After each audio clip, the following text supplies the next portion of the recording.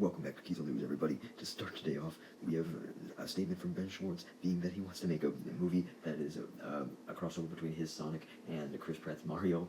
I think that's definitely going to happen at some point.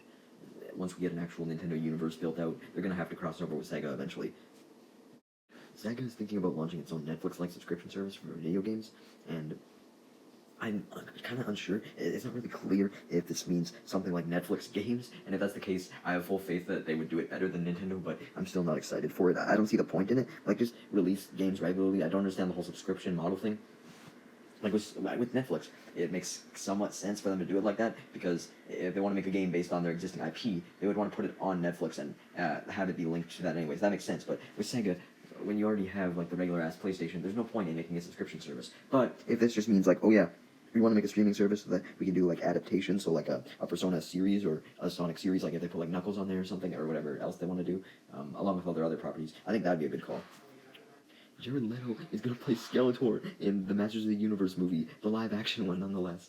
Oh my god, this movie's just destined to fail. Why would they do this? Are they hoping to, like, have him say it's Morbin time so that they can get back the meme potential? I mean, if the Sonyverse is dead, that's the only way we're going to potentially get a Morbin time reference. Do it. Jeff the Landshark may be coming to the MCU. Oh my god.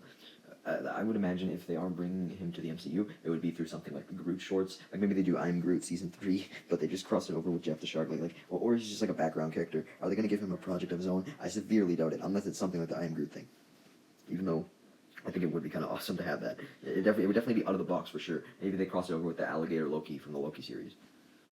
Okay, I don't want to sound like a fucking conspiracy theorist or anything like that, but I feel like it's too much of a goddamn coincidence that Luigi Mangione is in the same prison as Diddy. Like, and their lawyers are related too. Like, they've had interactions in the past. I feel like it has to be like a plant of some sort. Like, what are the chances of that? Like, I guess it could be, I don't know, they generate more money. I don't know who would get the money. Like, who gets the money from all the like, would people get money from all the interactions between, like, on social media relating to this whole situation? I don't know, but why the fuck would they do this? It's just like, it's setting up for, like, more memes. It's like it's just purposely done. Netflix is doing a Ghostbusters animated movie that is being directed by the director of Cloudy with a Chance of Meatballs, and that's one of the movies that I, like, from my childhood, that I can actually say that I still think is a pretty good fucking movie, so honestly, I feel like this movie might actually turn out pretty good.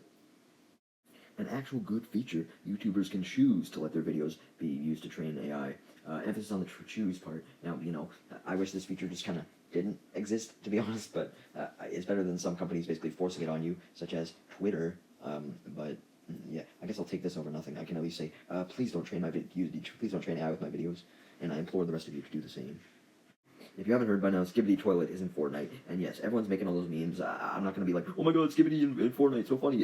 Basically, everyone on the goddamn internet has made that joke by this point. However,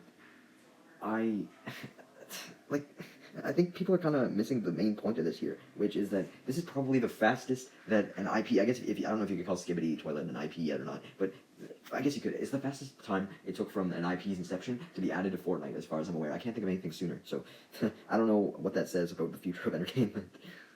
Honda and Nissan are in talks to merge, and I actually think that this is pretty big fucking news, to be honest. Like, think about it. It'd be like if fucking McDonald's and Taco Bell, two giants of the food industry, were just like, yo, we're gonna merge. Like, yeah, sure, they make more different food. Like, cars are kind of, at least from my perspective, I feel like they're more the same thing than two brands of food. But I'm sure if you're like a really big car guy, you'll be like, oh, actually, every car has like 10,000 different differences. But I'm sorry, I'm not educated on cars. But the point is, it's huge that two massively competing brands are considering merging.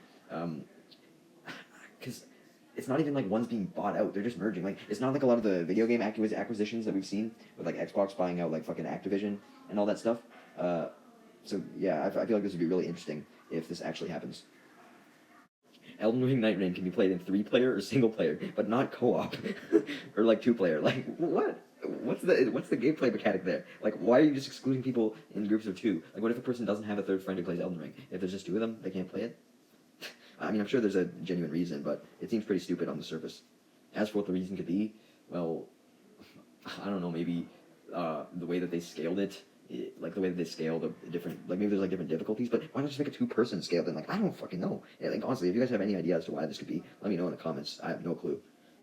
A Luigi Mangione documentary is in the works. Like, do we even know all of his goddamn history? How are they gonna make a documentary out of this, bro?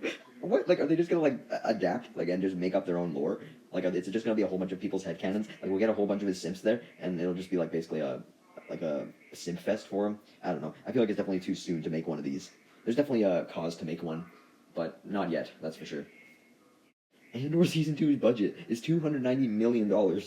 I'm very glad that Disney's putting the money in this project, for sure. But it's kind of mind blowing that a fucking series has that much budget, dude. Like, I don't know. Like, I don't know what the budget really goes to. Like, don't get me wrong, it looks absolutely beautiful, but I don't think it would need like it's not like super heavy on special effects, you know. I mean, I guess it kind of is, and it's more CGI than I probably realized. But like, if you know what I mean, like in comparison to a typical project that has like a whole bunch of space battles and all that stuff, I feel like this should be a little less expensive. But who knows? Maybe that just means they really increase the production value. To end today off, I just wanted to pay a little tribute to Yellowstone, which has ended. It kind of ended how I expected. Jamie died.